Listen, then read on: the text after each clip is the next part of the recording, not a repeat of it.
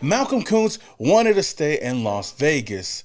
Are the Raiders and Chargers the best rivalry in the NFL? Charles Woodson becomes part owner of the Cleveland Browns, and Skip Bayless calls out Tom Brady.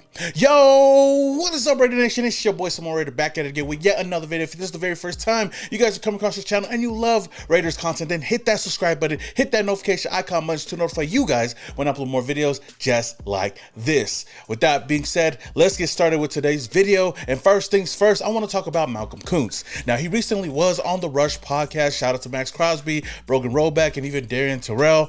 They interviewed Malcolm Koonce, and he was asked about the whole process during free agency. And Malcolm Koonce simply said that he did have offers from other teams that wanted his services, but at the end of the day, it came down to him wanting to come back to the Las Vegas Raiders. Shout out to the Raiders, obviously giving you a big payday and many more to come. But how did that all go down? What was that process like? That was stressful too. Like I feel like the draft, like the only thing closest to it, like when you get to the league, is the draft, right? Yeah.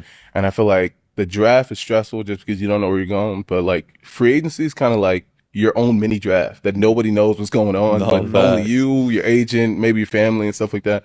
So that was stressful too. But like I knew I wanted to come back. I knew I wanted to play with the guys again. So like my agent be like, "Oh, these people are interested." I'm like, "But what did the Raiders say?" Like it's like, "Oh, but like these people are offering this." Like, but have you checked with the Raiders like the last couple of days? So now that's definitely love, especially for a guy like Malcolm Koonce. Even though he didn't play last year, he got injured, didn't really get to show what he could do. He could have went anywhere else and got more money. But the fact that he wanted to stay in the silver and black, and the fact that he just wanted to see what the Raiders wanted to do with him before he went anywhere else, goes to show that he is definitely dedicated to the silver and black. And especially with the coaches that we do have here, with Rob Leonard on the defensive line, the relationships that he has with Max Crosby and everybody else on the defensive line, I know that he wants to go out there this year and prove himself. And he came back to the Raiders on a team-friendly deal, which is something that I really didn't see coming. So with that being said, I actually am excited to see what he can do this year. I mean, the potential of the defensive line that we have in place right now, I mean, the sky is the limit. And if Malcolm Koonce can pick up right where he left off, right before he did get injured, then I think that this defensive line will definitely succeed this year, and it will definitely help out the team in general. Plus, we did bring back Patrick Graham, and we also have Pete Carroll, who is a defensive-minded head coach. Overall, I have a good feeling, a really good feeling, that Malcolm Koonce is going to have his best season yet. Now, moving on to some other bit of news, we already know that the Raiders schedule just released, and I can easily say that I'm excited about the season all over again. I'm excited about the matchups. I'm excited about our home opener here in Las Vegas against the San Diego Chargers, LA Chargers on Monday Night Football in prime time. I think everything is just going into place. But one thing I did want to bring up about this matchup is the fact that Sean Merriman, of course, a lot of Charger fans know about him because he's one of the most known names in the Chargers fan base. I mean, all 12 of them. But Raider Nation knows him as one of the biggest Raider haters as well. He was talking on the NFL Network, and he was asked on who he believes the biggest or the best NFL rivalry is in the NFL, and he simply said the Raiders and the Chargers. I will always say it's the Raiders-Chargers rivalry game, and it hasn't been too much of a rivalry lately. But I will say this. I think that gets back on track because of Pete Carroll and that team. You can see it. It's written all over. Everybody know I'm the biggest Raider hater that ever lived. So I think this year with the two head coaches, Pete Carroll coming back in there, I think that rivalry that's been missing for a long time, I think that ultimately comes back this year. But I'll say this. I do like the mentality that Pete Carroll brings back in the locker room with the Raiders of running game and Genty, drafting Genty, bringing Geno Smith in there. I think they added some pieces to get that rivalry back going, but we all know how it's going to end up this year. I didn't want to, throw too many shots since it's not even. Oh, you didn't want to throw too many shots. So Marcel, go ahead. What's yours? Sean is right about one thing. This is the best, the funnest rivalry. Raiders, Chargers. Yep. You always say Raiders first. Just so we get that out of the way. And the reason why is this. As Sean and I go at it, the characters don't matter. Yeah. It's the logos. It's the mystique. Yes. It is the ferocity that lives against the two teams. This is the rivalry that'll be long-lasting when we are all gone and irrelevant. But I will say this, the reason why it's so fun when you're in the silver and black is because no matter where you go and no matter where you play them, you're the home team. because Sean and the 2 Charger fans in the world cannot fill the stadium. And to his point, he does make some sense there. But to me, I feel like the rivalry isn't really on the field. It's what happens in the stands. You know, I've been to every single LA game in LA ever since we moved to Las Vegas at SoFi Stadium, and I can tell you one thing: Raider Nation always shows up, and that's not the problem here. I mean, I wish that the Raider fans could show up like that over here in Las Vegas, but that's a whole nother story. Like I said, the problem isn't about what the Raider Nation can do showing up to LA. It's the fact that the Raiders don't really show up when we play in LA. I feel like that's where a lot of fans kind of get heated, especially Raider fans and me in general, because we always show up and we always get our asses handed to us against the Chargers, and then we got to deal with all the fans that are just chirping away. And for a fan base that hasn't won anything ever in the existence of the Chargers, they talk the most. And I've dealt with a lot of them, and I think, to me, they're up there with the Niner fans. But the difference between the Niners and the Chargers haven't won anything. And yes, I know that they can easily say that, oh, the Raiders Super Bowls are old. That was before you were born. But hey, we got them. We got something to show for.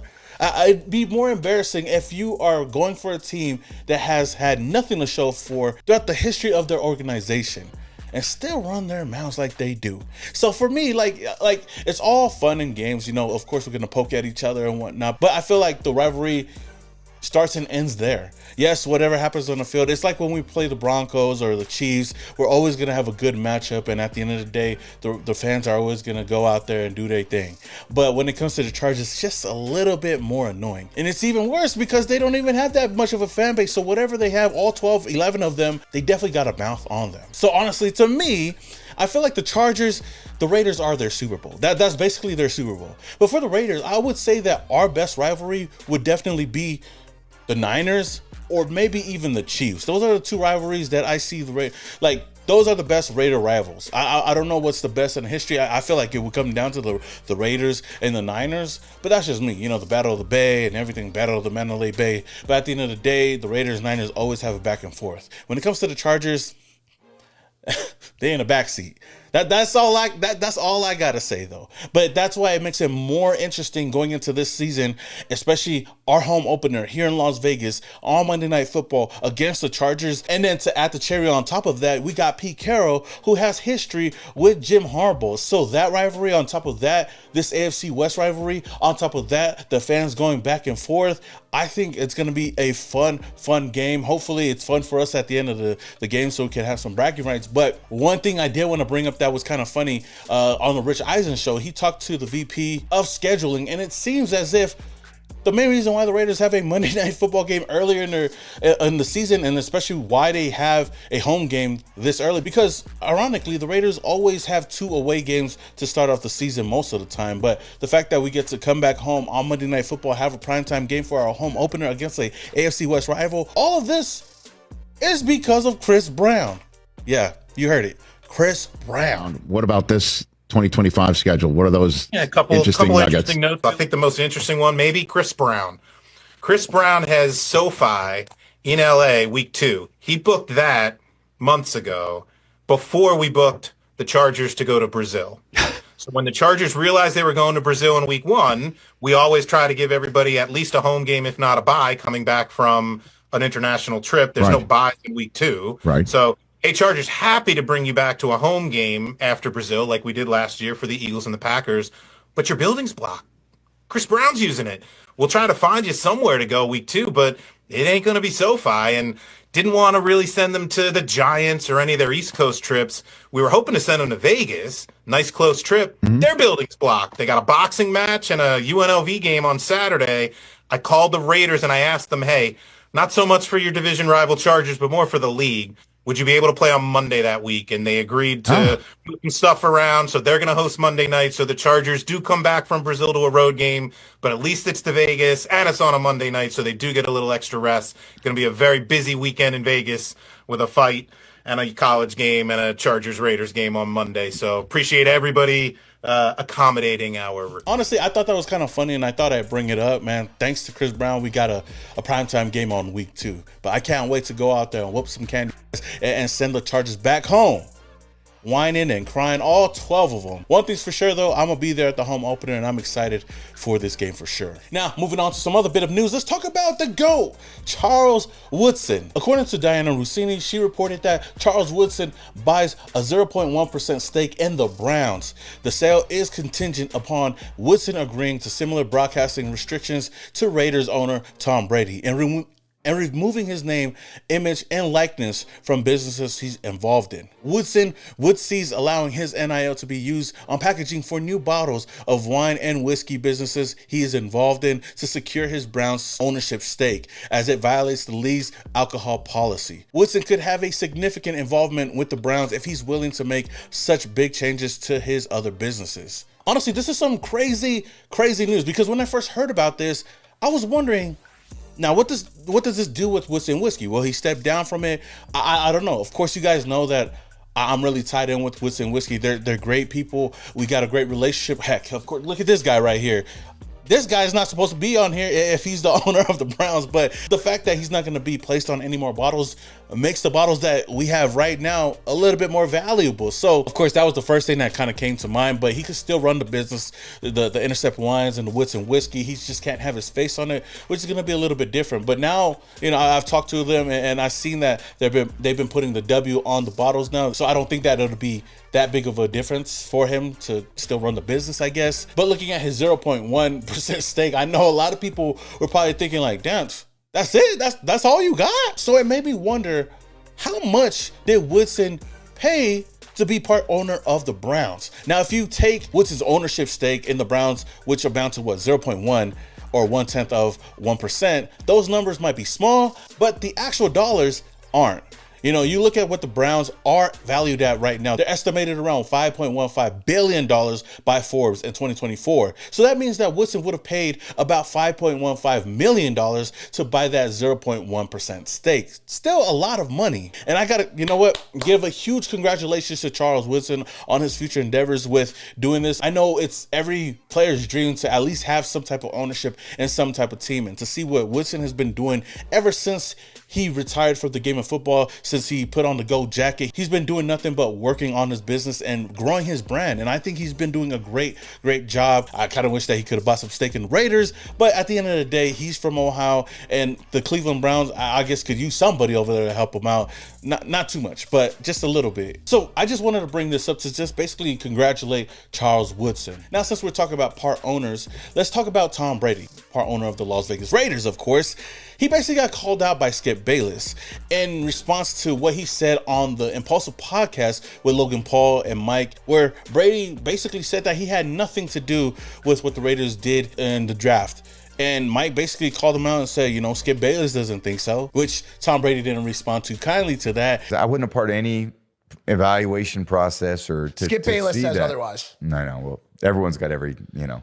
That's the problem with media, is everyone can just say whatever the fuck they want and get away with it. And after hearing all of that and hearing the backlash, Skip Bayless basically said that Tom Brady is a liar. Tom Brady on Jake Paul's podcast blasted me for saying he obviously told Raiders GM John Spytek not to draft Shedeur. That's my opinion. That's my take. And I know I'm right. So Tom Brady wants us to believe his good friend Spytek that GM of the Raiders wouldn't ask him as a Raiders owner one thing about Shedeur. Come on, man. Nobody knew more about Shedeur than you did, Tom. That's tangibly and intangibly. I mean, you spent so much time around the kid. And let's just face up to it. You obviously vetoed that kid to Spytek. It's okay, Tom. Just own it. Now don't go smiling assassin on Shedeur. Don't still try to be his mentor, his big brother, his best friend. Don't keep telling him to show them all how wrong they were about you, just the way I did. Tom, you were part of them all. You were part of those who didn't believe in Shedeur. So he needs to show you, Tom, not them. Don't show them all. You are part of them all. Now, I don't know what to really believe here, because to me, initially, I thought that Brady did have something to do, especially when it came to finding the next quarterback. And at the end of the day, there have been reports that Brady at least kind of talked about wanting to get Cam Miller in the 6th round. He was a quarterback that he vouched for. But if he was able to vouch for Cam Miller in the 6th round, wouldn't you think that he still vouched for Shedeur Sanders? Who knows? But even though Tom Brady came out and said that he didn't really have anything to say or didn't want to get involved or kind of distract the Raiders when it came to the draft, I can kind of see where Skip Bayless is kind of coming from, because if there's anybody that knows Shedeur Sanders, that has history with Shedeur Sanders and would have wanted him to come over here to Las Vegas, it would be Tom Brady. But maybe Pete Carroll, maybe John Spytek didn't think so. I still feel like it wouldn't have hurt the Raiders to at least bring him in the 4th round, maybe in the 5th round if we were to trade into the 5th round, because at that, hey, if he works out, he works out. If he doesn't, then we can move on from that. But I think the big thing was, I don't think that the Raiders wanted to bring in another quarterback that could possibly take over the starting role. Then again, that wouldn't make a lot of sense with what Pete Carroll has been saying all through the offseason, is bringing in people that could compete for every single position, no matter what your status is, no matter where you were drafted, no matter how much money you have. He's going to put the best 11 players on offense. So why not bring in Shedeur Sanders? Let him compete with Geno Smith. And if he beats Geno Smith out, then that's what's good for the Raiders. That's what's best for the Raiders. But maybe they didn't want that smoke. I don't know. But this was just interesting to hear from Skip Bayless. But what do you guys think, Raider Nation? Do you think that Tom Brady is lying and you believe what Skip Bayless is saying? Do you feel like Tom Brady did have a say in the draft, or do you guys feel like Tom Brady stepped away and didn't have anything to do with the draft? Let me know your thoughts down in the comments below. If you guys haven't already, man, hit that like button. It does a lot for this channel. It only takes a little bit of time. Until the next video, this your boy, Some More Raider, and your boys, yeah.